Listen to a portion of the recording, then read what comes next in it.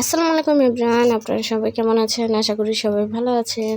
তো আজকে আমি খাওয়া দাওয়া করছিলাম সকালের নাস্তাতে আজকে নাস্তা তৈরি হয়নি, তো সেকালে আমি খাওয়া দাওয়া করছিলাম বউয়া ভুনা খিচুড়ি, যেটা আমরা বলি, সাথে ভর্তা।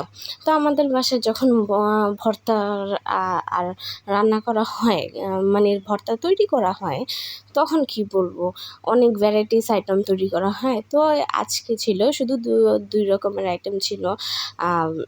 শুটকি ভর্তা, সাথে ছিল মরিচ বাটা ভর্তা। তো সেই দুইটা ভর্তা দিয়ে সাথে ছিল বড়া বা পেঁয়াজু, যেটা আমরাকে বলি, সে ডালের, নর্মাল বাসায় বানানো ডালের। এত মজা হয়েছে কি বলবো। সকাল সকাল মাঝে মধ্যে একটু ইউনিক খাবার খেতে হয়, ইউনিক খাবার না খেলে আবার চলে না।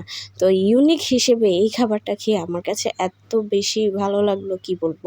যদিও আমার একটু গ্যাস্ট্রিকের সমস্যা আছে, কিন্তু এখন অত একটা নাই।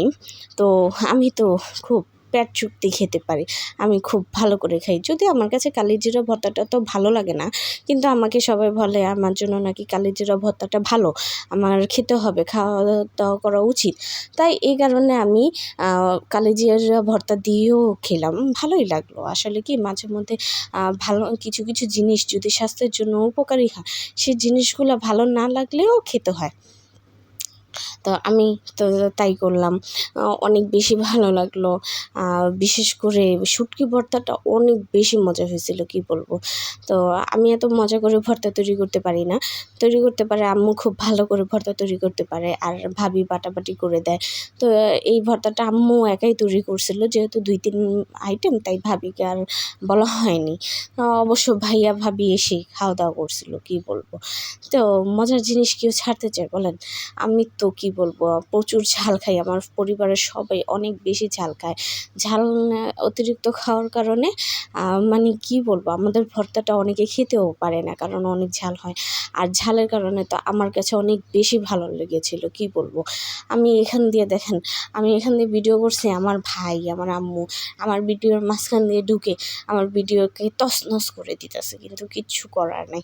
আমি বসেছিলাম এমন একটা সাইটে যেখানে তাদের ব্যাকগ্রাউন্ডে তাদের দেখাই যাবে, আর তারাও বুঝে না যে ভিডিও করার সময় ডিস্টার্ব করতে নেই। কি বলবো, তারা তো শুধু হাসাহাসি করে, আমি বোকামি করি, ভিডিওস করি। তো এখানে আর কিছু করার নেই। তবে খাওয়া দাওয়া করলাম, ভালো লাগলো। আপনারাও ট্রাই করবেন বাসায়। জানি না সবার বাসায় এই জিনিসটা তৈরি হয় কি না, অনেকের বাসায় হয়, অনেকের বাসায় হয় না। যেমন আমি দেখেছিলাম, মানে আমার আশেপাশের লোক অনেকে চিনে, অনেকে চিনে না। যেমন কাজি ভাতটা অনেকে চিনে, আবার অনেকে চিনে না। আবার এই যে বউয়া ভাতটা যেটা বলা হয়, ভুনা খিচুড়ি, ভুনা খিচুড়ি হ্যাঁ হিসেবে সবাই চিনে। তবে ভুনা খিচুড়ির কিছু মানে রেসিপি আলাদা আলাদা হয়। অনেকে খুদে চাল দিয়ে ভুনাতে খিচুড়ি তৈরি করে, অনেকে পোলাও চাল দিয়ে ভুনা খিচুড়ি তৈরি করে। আর আমাদের বাসায় যেটা নর্মাল তৈরি করা হয়, সেটা নর্মাল ভাতের চাল দিয়েই তৈরি করা হয়। তো এই কারণে আমরা এটাকে আবার বউয়া বলি। আমার কাছে বউয়া বলতেই ভালো লাগে। নর্মাল ভাষা, বিক্রমপুরের ভাষা। অবশ্য আমি যদিও বিক্রমপুর করি, আমাদের কোনো দেশ নাই, আসলে আমাদের কোনো আত্মীয়স্বজন নাই, কিছুই নেই। আমরা ঢাকায় নর্মালি বড় হয়েছি। তবে আছে না, মানে অতীত থেকে আসা জিনিসগুলা হয়েই চলে। তো এমন কিছু খাবার, ট্রেডিশনাল খাবার আমাদের বাসায় তৈরি করে হয়। তো আমি যাতে বেশি বেশি খেতে পারি, আমার জন্য সবাই দোয়া করবেন। আল্লাহ হাফেজ।